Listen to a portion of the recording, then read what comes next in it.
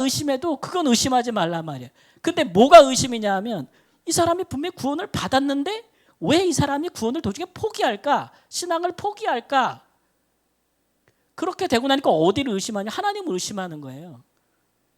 아, 이거 구원은 믿어도 이거 나중에 포기할 수도 있구나.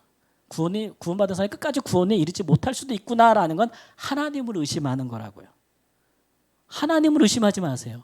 구원이 시작된 사람 뭐 한다? 완성이 된다 이거예요. 하나님이 그렇게 하신다는 거예요. 근데 어떤 사람이 가다가 도중에 안 가. 믿음을 포기하고 하나님을 부인해. 그러면 이 사람은 어떻게 생각하면 되는 거예요? 처음부터 여기에 속한 사람이 아니었다는 거죠. 왜냐하면 믿음은 여러분 내면적인 거잖아요. 그죠? 그 사람이 성령이 인쳤는지 그 사람이 성령으로 거듭난 사람인지 뭐한 사람인지 여러분 이번에 구원에 확신이 있냐고 물어볼 때 구원 받았습니다라고 물어볼 때 여러분 뭘로 내세워서 받았다고 할 거예요? 통장 보여줄 거예요? 등기 보여줄 거예요? 뭐 보여줄 거예요? 어떤 사람한테 구원받은 자가 말해볼 때 여러분 뭘 보여줄 거예요? 보여줄 거 있어요? 없어요? 없다니까는 보여줄 게 없어요. 근데 나는 알아 몰라? 뭐 때문에 어떻게 하는 거예요? 내 안에 계신 성령으로 말미암아 내게 나타난 것들 계속 얘기해 왔잖아. 그죠? 계속 얘기해 왔잖아요. 뭐 회심이며 믿음이며 또 양자며 뭐 성화며 이런 것도 쭉 구원의 서정을 얘기해 왔잖아요. 그런 것들이 내 안에 나타나 가지고 내가 하나님을 아버지라 부르고 내가 하나님을 부인할 수가 있어요, 없어요? 없어요. 목에 칼이 들어와도 하나님을 부인 못하는 거예요. 근데 어떤 사람은 해. 그러면 그 사람은 처음부터 믿지 아니하였다. 이렇게 사람을 부정하는 걸로 가야지 하나님을 의심하는 쪽으로 가면 성경에 믿을 게 하나도 있다 없다? 없다는 거예요. 없다. 성경은 믿음을 가진 사람들을 위한 책이에요. 성경은. 처음 성경에 우리가 구약 성경 보면 창세기, 출애굽기, 레위기, 민수기, 신명기 나오잖아요. 그렇죠? 이거 모세신경이라 이거 누구한테 준 거예요? 이 모세의 오경은 누구한테 준 거예요? 처음 성경을. 지금이나 한 권이지 옛날에는 다 각권으로 돌아다녔을 텐데 이거 누구한테 처음 받은 사람들이 누구예요? 이스라엘 백성들. 언제 어디에 있던 이스라엘 백성들? 예, 오늘 말씀처럼 출애굽해서 광야에 있으면서 가나안을 향해 나갔던 사람에게 모세가 쓴 거 아니에요. 이 사람들은 이미 하나님을 믿는 사람들이 아닌 사람들이에요. 믿는 사람들에게 주신 책이에요. 믿는 사람들에게 너희가 너희를 구원한 하나님이 어떤 분인 줄 아냐라고 설명하면서 쓴 책이에요. 경험하지 못했던 것들부터 창세부터 지금에 이르기까지 쭉 써준 책. 믿음을 더하여 주는 책이라고요. 그러니까 믿음이 없는 사람은 처음부터 이걸 받지를 못하죠. 받지를 못하는 거예요. 제가 예전에 성경 공부를 하는데 어떤 교회 집사님께서 성경에 관심이 많아서 개인적으로 성경을 많이 읽으셨어요. 여성 집사님이셨는데 읽다 보니까 도저히 성경을 나갈 수가 없다. 도저히 성경을 진도를 나갈 수가 없대. 왜냐하면 중간에 탁탁탁 막혀. 창세기 막 이런 데 가보면 막 이스라엘 백성들이 칼 들고 가서 이방 민족들을 막 죽여. 막 하나님이 심판하는데 애들까지 다 죽여. 막 그런 걸 보니까 성경을 보니까 도저히 양심 이런 분도 어떻게 하나님이라고 할 수가 있지? 라고 하면서 진전이 돼야 안 돼요. 자기는 도저히 성경을 나갈 수 없다는 거예요. 그래서 성경 공부를 들어왔는데 마음이 열리지 않는다 이런 얘기를 하고 있는 거죠. 그래서 목사님은 좀 다를까? 그래가지고 성경 공부반에 참여했다는 거예요. 제가 옛날 부교육자 생활할 때. 많은 반이 있는데 왜 내 반에 들어왔을까? 계속 얘기하지만 뭐 잘생긴 거 외에는 답이 없는. 그래서 제가 그랬어요. 성경은 믿음의 책이다라는 말씀을 드렸어요. 그러니까 믿음이 없으면 하나님에 대해서 다 부정하게 되고 믿음이 있으면 하나님에 대해서 다 긍정하게 되는 건데 집사님 이런 거죠. 그러니까 성경에 보니까 이스라엘 백성들이 심지어는 하나님이 이방 민족들을 심판하면서 사람을 막 죽여 하나님이. 그런 거 보니까 하나님 못 믿겠네. 혹은 하나님은 공의롭지가 않네. 하나님은 긍휼이 없네. 이렇게 가는 거잖아요. 그렇죠? 근데 여러분 믿음은 그렇게 안 가요. 이렇게 가지 질문이. 하나님은 사랑이 많고 하나님은 긍휼이 많으시고 하나님은 인자하신데 하나님은 공의로우신데 왜 이렇게 심판을 행하실까? 이 질문이 뭐가 달라요 지금? 두 개 질문이 다르죠? 뭐가 달라요? 하나는 하나님을 의심하고 하나님을 의심하지 않는 거잖아요. 결론이 같겠어요? 다르겠어요? 다른 답을 찾게 될 거예요. 믿음 안에서 취하는 답과 믿음 밖에서 취하는 답이 달라요. 여러분 우리가 신앙생활하면서도 인생을 살면서 많은 문제가 있는데 그런 일을 겪을 때마다 아유 하나님이 안 계시네. 하나님 없나 보다. 아유 하나님을 왜 믿어야 돼. 이거 말짱 꽝이네. 그거는 믿음 안에 있는 거 믿음 밖에 있는 거예요. 믿음 밖에 있는 거예요. 믿음 안에 있으면 그렇게 하나님 자체를 의심하지 않지. 하나님을 믿고 내가 하나님 분명히 살아계시고 하나님 분명히 계신데 왜 이런 일이 나에게 허락되어졌을까? 그 안에서 답을 찾고 고민하고 기도하고 그래서 그 안에서 답을 찾게 되는 거죠. 해답을 찾게 되는 거지. 하나님이 우리에게 원하시는 태도는 그거예요. 그거. 하나님의 백성들은 하나님을 의심하지 않는다. 이거 마찬가지예요. 견인에 대한 오해가 왜 그렇게 생기느냐 그러면 구원이 우리 사람의 손에 달린 것 같은 생각을 하니까 사람이 그런 모습을 안 보이면 그렇게 생각하는 건데 성경은 그렇게 얘기하지 않고 처음부터 하나님께 속하지 아니하였다. 이렇게 문제를 풀어가는 거죠. 성경은 하나님에 대해서 의심을 하지 않으니까. 여러분 하나님에 대해서는 의심하지 마세요. 하나님은 공의롭고 하나님은 인자가 하시며 하나님은 긍휼이 많고 하나님은 사랑하시며 이거 의심하지 마세요. 의심하지 말고. 그거는 딱 못 박아 놓고 그 다음부터 문제를 해결하는 거예요. 우리 믿음의 우리 저 집사님, 유정모 집사님, 안선혜 집사님 다 결혼해서 이렇게 믿음의 가정을 했는데 살다 보면 싸울까 안 싸울까? 근데 싸울 때마다 이런 생각이 드는 거예요. 이 사람이 아니었어. 이 사람은 하나님이 나와 주신 파트너가 아니었어라고 생각하면 답이 어떻게 돼요? 싸울 때 그럼 답이 어떻게 돼? 못 살지. 근데 이 사람은 하나님이 내게 주신 사람이라는 것을 그거는 안 흔들리는 거예요. 그러면 답이 달라지겠죠. 해결 방법이. 똑같은 거예요, 여러분. 하나님에 대해서는 의심하지 마세요. 그래야 우리가 하나님 우리에게 기대하시는 마땅한 반응을 나타낼 수가 있어요. 신앙생활의 기본이에요, 그게. 기본. 아시겠죠? 예. 그 다음에 또 넘어가 볼까요? 자, 구원을 받고 구원을 받고 아니 받고 하는 것이 나에게 달린 것이 아닐까? 로마서 9장 16절 말씀 읽습니다. 시작. 그런즉 원하는 자로 말미암음도 아니요 다른 묵질하는 자로 말미암음도 아니요 오직 긍휼히 여기는 하나님으로 말미암음이니라. 예. 그러니까 시작된 구원의 완성이 나한테 달린 걸까? 내 행위에 달린 걸까? 내가 어떻게 사느냐 안 사느냐에 달린 걸까? 그런 것으로 하나님이 우리를 긴장시키지 않는다고요. 그러니까 뭐 우리는 그런 거잖아요. 우리가 사회에서 살아가면서 자르는 거 있잖아요. 이게 가장 강력한 방법이지. 누구랑 같이 일하면서도 너 이거 못하면 뭐예요? 잘라. 이게 이제 가장 강력한 그 수단 아닙니까? 칼을 든다는 게 공연히 드는 게 아니잖아요, 그렇죠? 예. 근데 이건 우리가 사는 사회에서 가장 강력한 방법인데 하나님은 우리를 그렇게 하지 않아요. 하나님은 너 하다가 잘못하면 그냥 커트라인 해가지고 너는 천국문에 가다가 빠꾸야. 너는 딱 잘러. 점수 딱 따져가지고 딱 잘러. 하나님은 이렇게 우리를 긴장시키지 않아요. 하나님은 지혜가 많은 분이에요. 하나님은 오히려 너 하나님으로 말미암아 구원이 시작됐어. 하나님의 택함을 입고 하나님 주신 선물을 믿음으로 받아서 성령이 내 안에 있고 너는 이제 마지막 하나님 나라에 들어가게 될 거야. 그러니까 내가 그렇게 만들 거야. 이렇게 얘기하시는 거예요. 근데도 우리 하나님 지혜로워서 그러면 뭐 그냥 막 살아도 되겠는데 요건 또 용납을 못해. 그거는 하나님이 어떻게 하는지를 그 뒤에서 보게 될 거예요. 그러니까 하나님의 방법은 사람의 방법하고 달라요.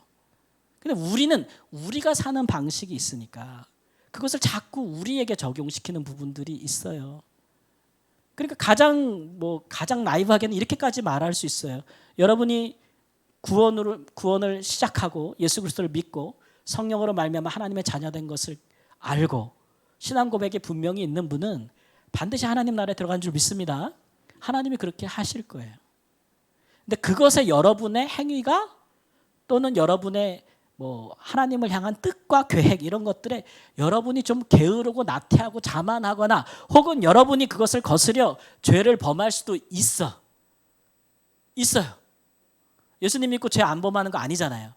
자, 그렇다고 천국에 못 들어가느냐? 이거는 별개의 문제예요. 천국에 들어가는 건 여러분 공로로 가는 게 아니기 때문에. 그렇죠? 예수님의 공로로 가는 거기 때문에 예수님이 가기 때문에 그거는 별개예요. 그런데도 이렇게 살면 안 되겠네라고 느끼게 하는 다른 방법이 있다고요. 하나님이 다른 점이에요. 그게 우리와. 왜냐하면 하나님은 굉장히 인자하시거든. 긍휼이 많으시고 선하시고. 예. 그래서 우리도 이제 알아야 되겠죠.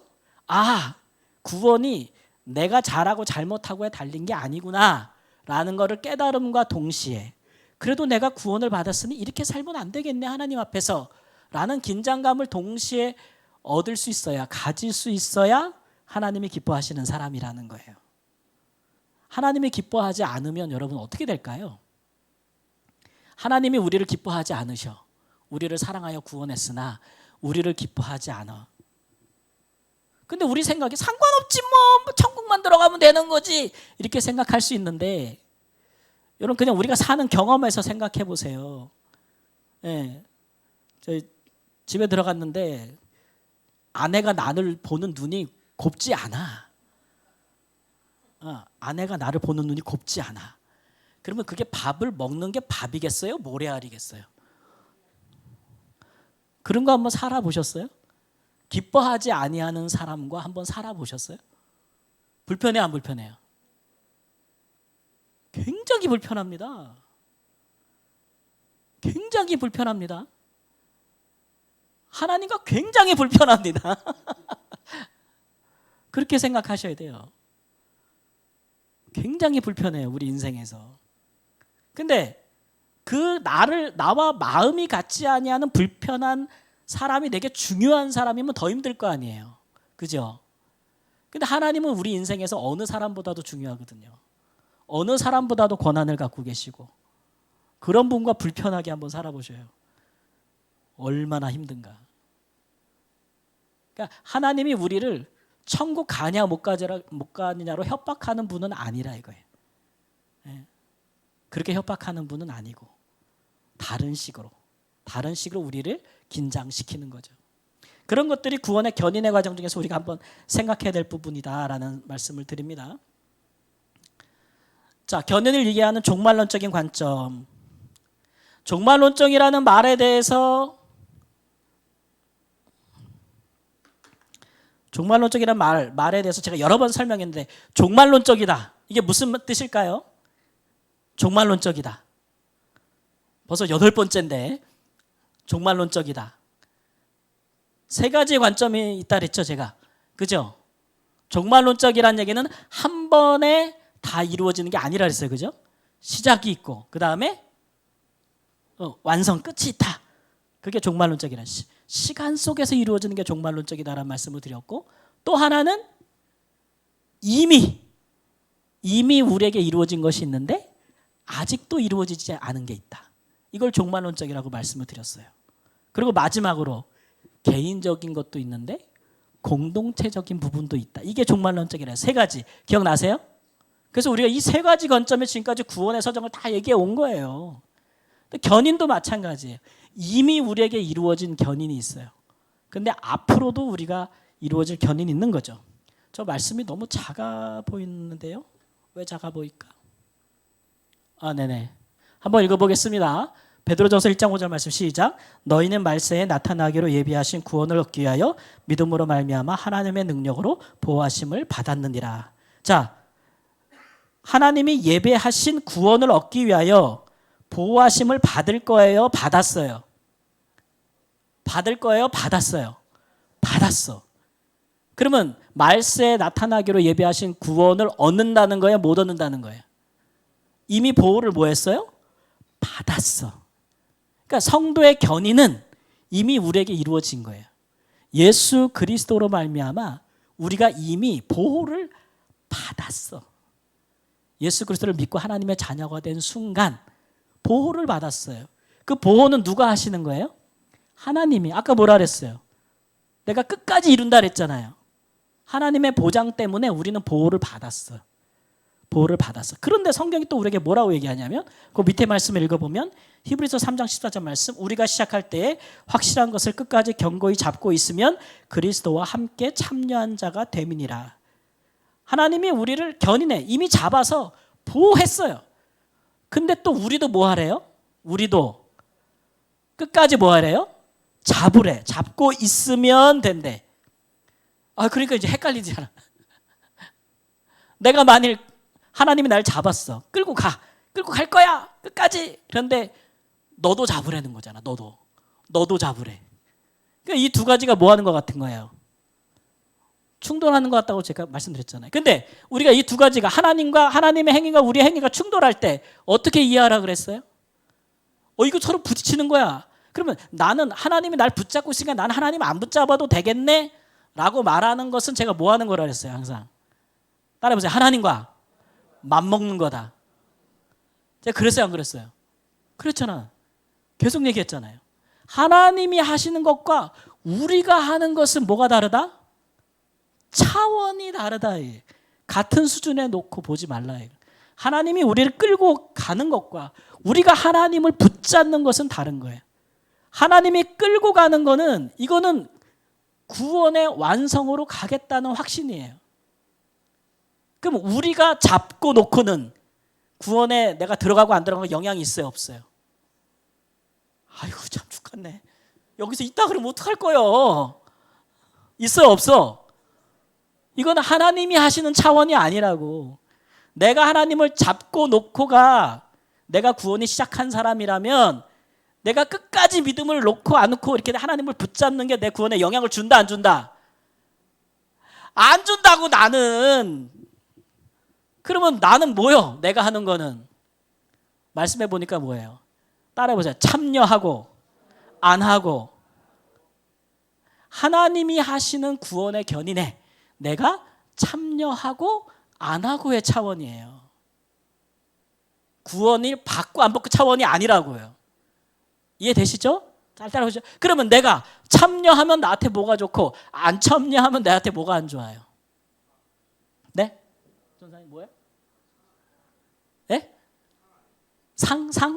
참여하면 상 주고 안 하면 상 안 주고. 그것도 성경의 일부 부분이에요. 네. 여러분 참여해서 얻는 유익이 뭐예요? 네? 은혜 받는다고? 은혜 받고 또 네? 축복받고. 이제 간단하게 생각해 보자고요. 누가 뭐를 일을 하는데 중요한 일을 해. 정말 중요한 일을 해. 근데 내가 없어도 그 사람이 다 해. 내가 없어도 그 사람이 다 해. 내가 해도 그 사람이 다 할 거고 내가 안 해도 그 사람 혼자 다 할 거야. 근데 그 사람은 너도 같이 하지. 너도 같이 하자 자꾸 그래. 왜 그렇게 요청하는 거예요? 같이 하자고. 내가 능력이 부족해서? 너 없으면 내가 못해서? 근데 왜 같이 하자는 거예요? 누구를 위해서 같이 하라는 거예요? 하나님이 내가 너를 끌고 구원으로 끌고 구원의 완성까지 가는데 너도 같이 좀 하자. 너도 내 손 잡아 이랬어요. 그러면 하나님이 나를 끌고 갈 능력이 없어서? 그러면 누구를 위해서? 내가 왜? 무슨 유익이 있어서? 같이 하면 나는 무슨 유익이 있냐고요? 네? 구원에 참여한다는 게 뭔지를 아는 거예요. 내가 구원이라는 게 뭔지 알게 되는 거예요. 자, 구원이 내가 시작될 때 구원을 다 알고 시작했어요? 모르고 시작했어요? 모르고 시작했잖아. 내가 하나님을 믿을 때에 내가 정말 소망이 없는 구원이라는 걸 다 알고 시작했어요? 모르고 시작했어요? 모르고 시작했어. 내가 하나님의 자녀가 될 때, 양자가 될 때에 하나님이 어떤 성품이고 어떤 분인지를 알고 시작했어? 모르고 시작했어요? 모르고 시작했다니까요. 근데 내가 하나님 붙잡고 따라가다 보면 내가 알게 되는 거야. 하나님이 어떤 분인지. 하나님이 어떻게 나를 구원했는지. 그가 치르신 대가가 무엇인지. 내가 받은 구원이 얼마나 값진 것인지. 이런 걸 다 알게 되는 거예요. 예, 다 알게 되는 거예요. 아까 우리 정사모 집사님 막 딸 저도 막 안고 있는데 아들만 둘 있는 집사님들이 이렇게 안으면서 너무 좋아하는 거예요. 딸을 막 하니까. 딸이 없으니까 막 좋아하는데 얼마 전에 저희 집사람하고 딸하고 또 티격태격. 그러니까 우리 집사람이 나중에 너 같은 딸 나라 이냐나.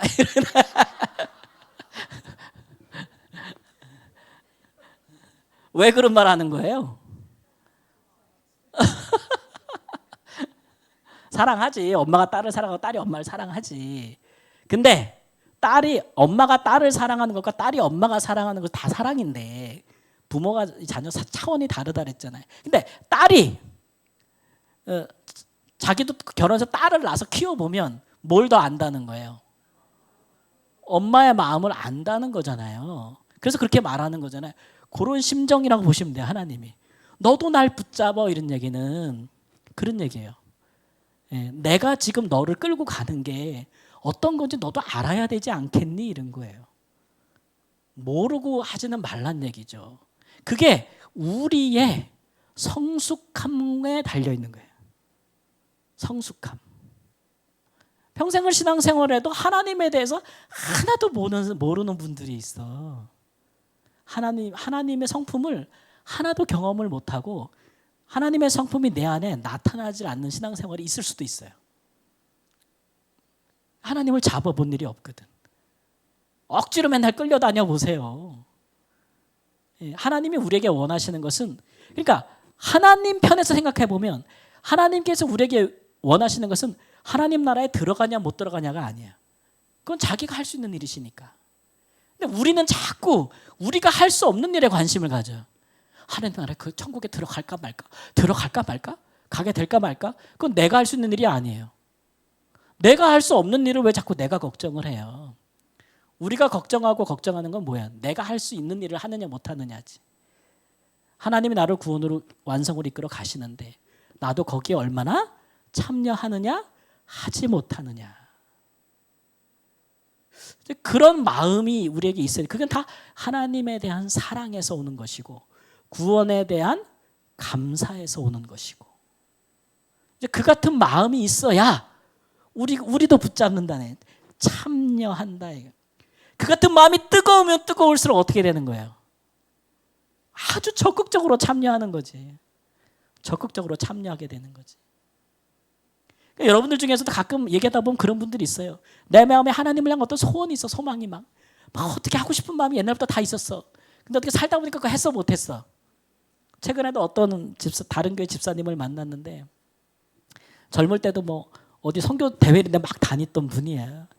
거기서 주의 나라를 위해 선교사를 헌신할 분 일어나십시오. 빨딱 일어나가 손 들고 제일 먼저 일어났다고. 다 일어났는데 지금 세월이 지난다 그거 했어 못했어? 못했으니까 마음에 뭐가 있을까? 하나님 앞에 막 그런 게 남아 있는 거예요.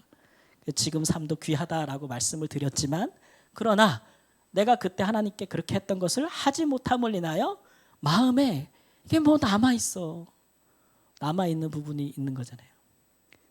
그러니까 그 마음이, 그 하나님의 일에 참여하고 싶은 마음이 뜨거우면 다 모든 걸 다 이기는 거예요. 순위가 다 바뀌니까 인생이 다 바뀌는 거예요.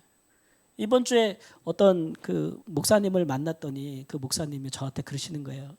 사모님께 감사하세요. 그런 거예요. 늘 감사하고 삽니다. 왜 감사하냐 그랬더니 들어보니까 목사님이 중요한 결정을 하나님께 받아서 기도하면서 응답받아서 뭐 할 때마다 사모님이 한 번도 반대를 안 하셨네요. 적극적으로 지원해주고 했지. 그러니까 감사하시라는 거예요. 저게 그렇게 감사할 줄은 잘 모르고 살았어요. 당연한 거지. 목사님 남편이 맞아 하자 그러면 하는 거지. 근데 안 그런 분들 되게 많대요. 마음의 소원은 있으나 서로 마음이 맞지 못해서 못하는 경우가 많잖아요. 그죠? 그런 경우 많거든요. 그래서 그러고 보니 정말 감사하구나. 정말 이런 아내가 있음을 감사하구나. 제가 생각 한 번도 제가 응답받고 여보 이거 해 여보. 이리로 갑시다. 절로 갑시다 할 때 한 번도 반대한 적이 없어요. 그러고 보면 참 감사하다라는 생각을 했는데 그게 참여한다는 거 아니겠습니까? 참여한다는 거. 우리도 하나님의 일에 참여하는 그런 일들이 있기를 간절히 바랍니다. 하나님이 참여하라고 이렇게 기회를 주실 때가 있어요. 콜링해 주실 때. 그때 거절하지 않기를 바랍니다.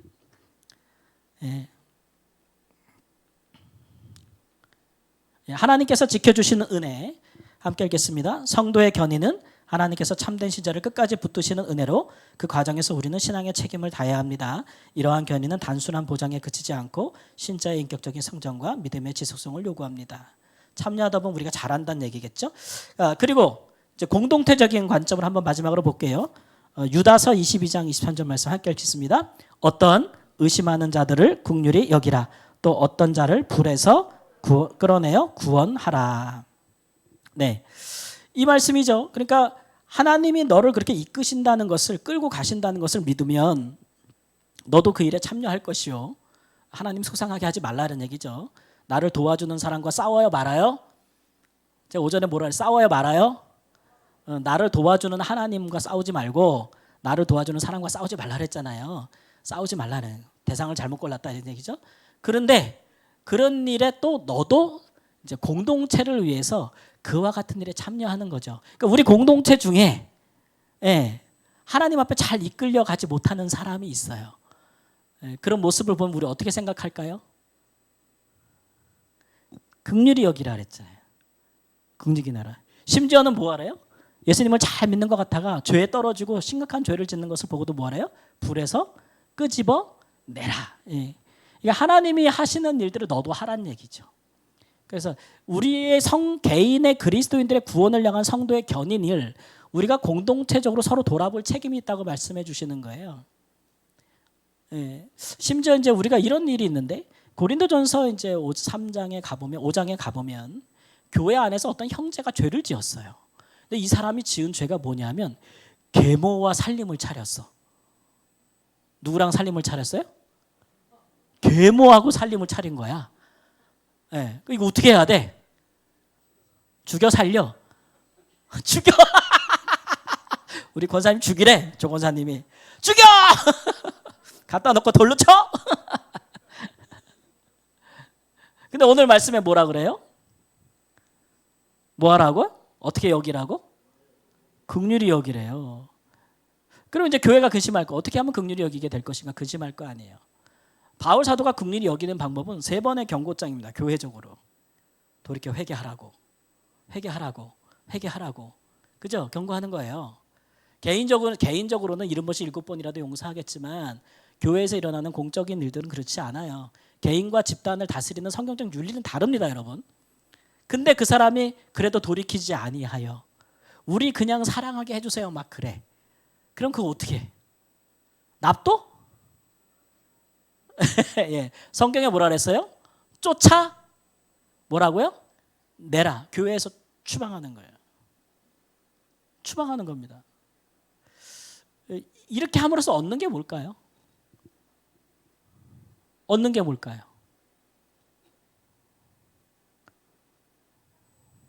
네? 그건 교회를 위한 거고 교회 내에 그런 죄가 만연한 걸 막는 거니까 그거는 교회를 위한 거. 그 개인을 위해서는 쫓아내는 게 그 사람을 위한 거예요? 아닌 거예요? 위한 거라고 얘기해요. 바울 사도는. 정확한 성경 표현으로 얘기하면 육은 뭐라고? 영혼은 마지막 날에 구원을 얻게 하려 함이라 이렇게 말씀하고 있어요. 그러니까 그가 육으로 행한 범죄에 대해서는 교회에서 출교당할 만큼 심각한 범죄임을 공적으로 드러내라는 거죠. 각성시키라는 거예요. 근데 그 영혼이 말세에 구원을 받을지 안 받을지는 알아요? 몰라요? 교회가? 알아요? 몰라요? 그거는 누구에게 속하 있는 거예요? 하나님께 속해 있는 거예요. 하나님께 맡기는 거예요. 근데 교회로서는 이 사람은 구원받지 못할 사람이다 라고까지 공적으로 선언을 하는 거예요. 그러면서도 그 영혼이 마지막 날에 구원을 얻을지는 하나님께 맡기는 거예요. 맡기는 거예요. 이런 이제 행위를 하거든요. 그러니까 교회에서 출교하는 것이 교회가 그에게 보내는 마지막 경고인 거죠. 마지막 경고. 돌이키지 아니하면은 어떻게 될지. 그럼 나중에 가서 보게 되는 거지. 여러분, 성도의 견인은 누구 편에서 하는 말입니까? 우리 편에서 하는 겁니까? 하나님 편에서 하는 겁니까? 어떤 사람을 끝까지 구원까지 끌고 가느냐 안 하느냐는 내가 하는 거예요? 하나님이 하는 거예요? 그러면 그 사람을 지금 모습을 보고 이 사람이 마지막까지 구원까지 하나님이 그 사람을 견인해 갈까 안 갈까를 내가 지금 알 수 있어요? 없어요? 내가 알 수 없죠. 그죠? 그러니까 아는 것처럼 행동하면 안 되는 거예요.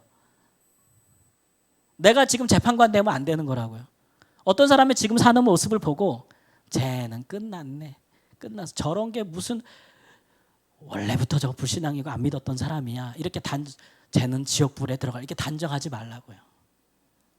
그렇다고 해서 그런 심각한 범죄를 경계하지 않은 것도 아니에요. 그렇죠? 그렇죠? 그러나 하나님이 하시는 일을 우리가 다 판단할 수는 없어요. 그러니까 우리가 이제 구원에 대한 이걸 쭉 배우면서 뭐 창세전에 택하였다, 예정, 또 하나님의 부르심, 또 뭐 중생, 또 우리 뭐 이런 것들 다 보면 이게 다 누구의 행위예요? 사람을 하나님의 자녀로 출생시키는 게 우리의 일이에요, 하나님의 일이에요? 사람의 애를 낳는 거잖아요. 하나님의 낳는 거잖아요. 근데 그거를 이런 하나님의 신적인 행위들은 우리가 판단하는 거 아니에요. 그러니까 지금 딱 보고 거듭났네 안 났네 이런 말 하지 말라고요. 딱 보고 야, 이 사람은 하나님이 창세전에 택하지 아니하였구만. 그렇게 말할 권리나 권한을 하나님 우리에게 주신 적이 없다고요. 이거는 우리의 지혜나 우리에게 판단한 권리가 아니고 누구의 행위예요? 하나님의 행위고 우리가 알 수 있을 때가 있어요. 언제 알 수 있을까요? 네, 그때 우리는 알 수 있어요. 마지막까지 그가 돌이키지 아니하고 회개하지 아니한다면 그 다음에 우리 말할 수, 다 끝에 가서는 우리 말할 수 있지. 아, 이렇게 저 사람이 세상을 마감하는 거 보니 그 사람은 하나님께 택함을 받지 못하였구나. 이렇게 알 수 있는 거지. 어느 순간 중간에 딱 잘라가지고 얘기하지 말라고요. 그렇게 말하라고 하나님이 이런 교리를 우리에게 주신 것이 아니다. 그러니까 우린 모르니까 그러면 어떻게 해야 돼요? 자, 그러면 이 사람이 하나님의 교회에 누가 있어. 누가 있는데 우리가 보기를 이 사람이 하나님의 자녀가 됐다고 가정하고 섬기는 게 좋겠어요? 아니라고 가정하고 섬기는 게 좋겠어요? 우린 모르니까. 에? 그게 나을 것 같아요? 그럼 그렇게 해요. 그러면 그렇게 해. 그렇게 해요. 왜 그게 나을까요? 왜 그게 낫겠어요? 네. 하나님의 생각과 긍휼과 자비와 구원하심 우리 생각보다 크기 때문에 그래요. 네. 그걸 항상 생각해야 돼요. 그러니까 하나님의 사랑과 긍휼은 우리 생각보다 크다 적다? 크다. 그러니까 하나님의 택하신 사람은 우리가 생각할 때 택함 받은 사람의 수를 우리가 생각하는 것보다 하나님의 택하신 사람의 수가 훨씬 더 많을 가능성이 높다는 거죠. 높다는 거죠. 하나님은 모든 사람의 구원에 이르기를 원하시니까. 원하시니까. 하나님이 그런 마음으로 행하시지 않겠어요? 다만 시대에 따라서 또 그 교회에 따라서 어떤 사람들의 신앙의 수준이 오전에 설교한 것처럼 오래되어서 성인 같으나 아직 아이에게 아이의 수준에 머무르는 사람들이 많을 수는 있어요. 예전에 미국의 복음주의 지성의 스캔들이라고 마크 놀랜 교수님이 쓰신 책이 있는데 읽어보면 그때가 언제냐면 한창 빌리 그레이엄 목사님이 막 전도 집회, 막 무디 목사님이 막 전도 집회 열고 우리나라도 와가지고 막 전도 집회 연 적 있죠. 그때 우리나라도 그리스도인들이 많아졌을까요? 굉장히 복음이 확산됐잖아요. 참 좋은 일인데 근데 그게 스캔들이 있다고 얘기하신 분이에요. 그게 무슨 얘기냐 하면 복음의 포커스가 다 예수님을 믿고 하나님의 자녀가 되고 거듭난 거에가 복음의 포커스가 잔뜩 맞춰져 있어. 그러니까 그 복음을 막 듣고 성령의 역사하시면 내가 예수님을 고백하고 믿음이 내게 왔다는 걸 알았어요. 하나님의 자녀들이 막 늘어났어. 그렇죠? 근데 그것뿐이야. 교회가 시대가 다 거기에만 초점이 있어. 근데 뭐가 없어요? 아이를 낳으면 뭐 해야 돼?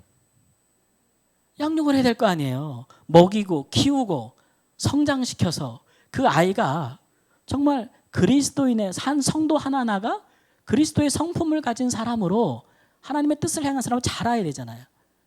근데 한 20, 30년 한 세대가 복음이 전부 전도 집회가 있었어요. 그러고 나면 그 시대는 풍성한 전도가 이루어지는 거예요. 그렇죠? 근데 그 세대가 딱 지나고는 나중에 뭐가 되는 거예요? 교회 애기들만 쫙 있는 거예요. 성숙한 그리스도인은 없는 거예요. 그러면 스캔들이 나겠어 안 되겠어요? 한 세대가 지나면 그 다음에 그 교회 안에 무슨 문제가 생길까? 애들만 모아놓으면 무슨 일이 생길까요? 네, 지지고 볶고 싸우겠지. 지지고 볶고 싸우겠죠. 그게 스캔들이라는 거예요. 스캔들. 그런 일도 생길 수 있다. 그러나 성경은 우리에게 오늘 견인처럼 견인은 하나님이 끌고 갈 때니 너는 아무것도 하지 마. 그 얘기가 아니고 하나님이 끌고 가지만 너도 하나님을 붙잡아. 이 얘기는 너도 성숙하고 다른 사람도 끌어주라는 말씀이에요. 그와 같이 하나님의 일에 참여하라는 하나님의 강력한 권고가 담겨있는 말씀임을 우리가 알고 우리가 마음이 선하면 이런 메시지를 더 강력하게 받아야 돼. 애들이 뭘 무서워해요? 엄마 아빠가 화내는 거 무서워하지. 뭐 잘못하면 아씨 막 이래. 엄마 부모가 막 그래봐. 애들이 무서워하지. 근데 그런 걸로 애들이 성숙하지 않잖아요. 우리의 신앙이 하나님 무서워서 하나님이 매맞을까 봐 이러고는 신앙이 성숙하게 못 가요. 눈치만 늘지. 눈치만 빠끔이야. 신앙생활하는데 성도님들이. 그렇게 하지 말고 하나님을 닮아가시는 데 초점을 맞추세요. 그게 성숙하는 길이지 눈치만 크고 시간이 자도 영적으로 어린아이면 안 되는 겁니다. 긴 잔소리 같은데. 네, 마치겠습니다. 우리 함께 일어나셔서 찬양하고 마치겠습니다. 심령이 가난한 자는